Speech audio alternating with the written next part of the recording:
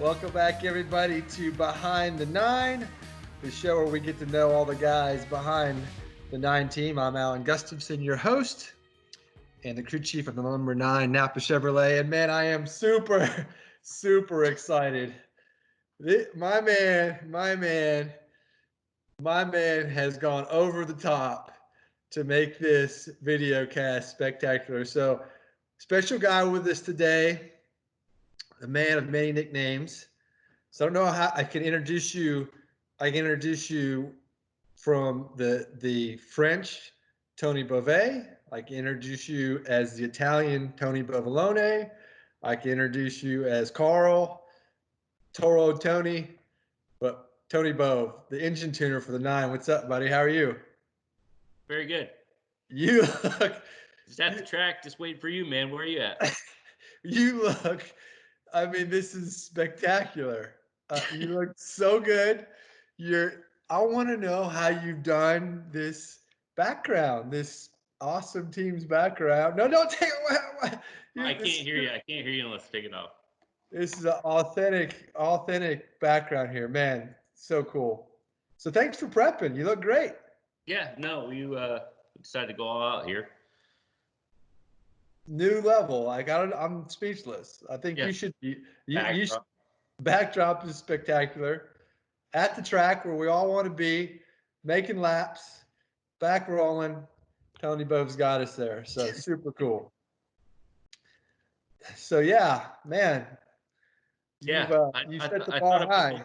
I thought I might blow you away with that one. So You have. I had to start recording this right away because I had to get all these reactions. So, all right, we're going to get down to business now. So the engine tuner for the number 9 Napa Chevy. So, yeah, I'm trying to think back. The first time I remember meeting you was in the desert. Do you remember this? Yeah, Yuma or Yeah. Was it Yuma or was it the other place? yeah, what was the other one? Yeah, Yuma or GM Mesa. Proving Ground. Mesa, Arizona. No, yeah, I think it was Yuma though. I think you're right. absolutely. Burned my absolute crap out of my hand trying to change oil coolers. So yeah. Yes. So you were you interning then or were you on then? No, I was I've been working at Hendrick since '05, so I was on probably Xfinity Busch nationwide car at that point. But yeah, I remember we were running through oil coolers and I put my glove in front of it and yeah, completely Not annihilated good. my hand. So Not good. Yeah. So one of the coolest things about doing this show, besides the spectacular outfits and backdrops, is is I get to learn something new about people who I spend a lot of time with, who I feel like I know really well. I learned something new. So I had no idea you went to the University of Colorado. yep, yes, sir. So we're going to get into the whole skiing thing. That's going to be a big premise to our show. Your main ski partner has already thrown you in the river, so we'll talk about that here in a little bit. Yeah, I'm sure. So what was the Colorado thing about skiing? I mean, you're from Vermont. How did that connection? What made you decide to go from Vermont to Colorado? No, that was absolutely 100% what it was about. Going out there to ski. So skiing, Boulder, Colorado. Is there skiing in that close vicinity? No, it's all the resorts are about 2 hours away. So, we back in Vermont, I used to ski 50, 60 times a year when I was in high school. So, kind of got toned down to maybe 30 or 40 when I was in college. But yeah, that's why I went there. I didn't realize how good of a skier you are. So, Chase, when you went with him, he's like, "Yeah, Tony's really good," and Mason's like, "Man, Tony's really good." So I'm hearing all from all these people, you're really good. So, sounds like you're a pretty accomplished skier, huh? Yeah, well, I know that you're a big biker and everything, but I prefer things that take you downhill instead of up. So, Well, we go down too. We just have to. We don't get on a chair and ride up. We have to put out the effort. yeah. All The right. cool thing is, skiers and mountain bikers have something in common. Is when you're not using the ski resorts, that's when the mountain bikers love to use the ski resorts.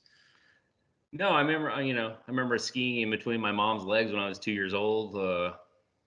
So just been doing it my whole life. So, obviously it's like anything else. Like, I've heard Chase say on some social media stuff, the more you practice, the better you'll be. So, if you start when you're 2 and you're 40 now, you're probably going to be not too bad. Well, there you go. Well said. You sound like Master Yoda, like just dropping the knowledge. So, okay. So to liven this up a little bit, since I All right, can't let's get hear you it. to, you're just being so modest about your skiing. Why did you French fry when you should have pizza? Is the question. So let's hear. Well, You know, no, I think I was pizzaing and Mason was French frying, and we collided. And uh, the next thing I knew, I was back in the condo. with Like busted ribs. blacked out for a good like 30 minutes. Tell everybody about your job.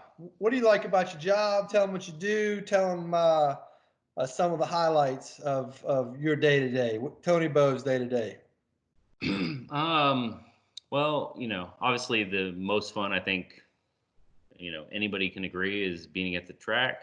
Day to day we do, we get the cars prepped, we get them to the track, but while we're there, it's the job has kind of changed. When I was working on Xfinity Busch cars or whatever, it was carburetors and changing jets and air bleeds and float levels and all this other stuff. And now it's all computers and cow files, getting data from the car. So it kind of played into my hand a little bit. I enjoy that aspect of it. And so basically on a daily basis, we make sure the car is ready to run, and we get all the data for the engineers. And it's actually kind of fun. You got to keep it all straight. You got to, if you don't get the data to the to Matt or to whoever quickly, then you're going to hear about it. So yeah, which you do really well. I mean, like you said, it's something that you're really well suited for, a strong point of yours, and working through the interface with the McLaren EFI and the calibrations and the settings and all those good things. You do a fabulous job on. It gives us a performance advantage. So yeah, it's become a big part of it, and certainly that's something that you excel at. So I would assume that is fun for you. yeah, no doubt. And obviously being at the track is, that's where it all pays off. We work our butts off in the shop and, get the cars ready. And then when we're at the track, we do a bunch of work. And then, we go out and race starts, race happens. If you, once 30, 40 laps happens, then I pretty much know that I've done my job until that point. So I'm pretty happy when we get to that point, and then I kind of relax a little bit, but not too much. So hold your breath for 30 or 40 laps. Is that how it goes? well, it's about 30 or 40 laps or one pit stop. So that's basically where I figure. So the best nickname you have is one that I forgot. That my favorite, which of course I gave it to you, Tony Tapanese. Yeah. You're responsible for the grill tape on the number 9 car. You take care of the temperatures, the engine temperatures, the grill tape, and you've blended grill taping and origami to a new level. Yeah. So we have coined you Tony Tapanese, and you do an amazing job at that, and except for when it blows off at Talladega, right, of all places. Yeah. No, well, that'll happen, but yeah, got to look fast, go fast. So try and make it look as good as I can. And, if it blows off, I got to question whether or not I want to just tell you because I catch the front tires. So I want to run it through my head on whether I want to tell you that it blew off or just pretend like it didn't. But it. Well, Dustin rats you out a lot, right? I mean, Yeah, no, he does. that's the downside. Dustin will rat you out if you don't tell me. Then he ends up throwing up some pictures and saying, "Hey, our tape blew off," and rat you out. I mean, that's kind of Yeah, teammate well, is that.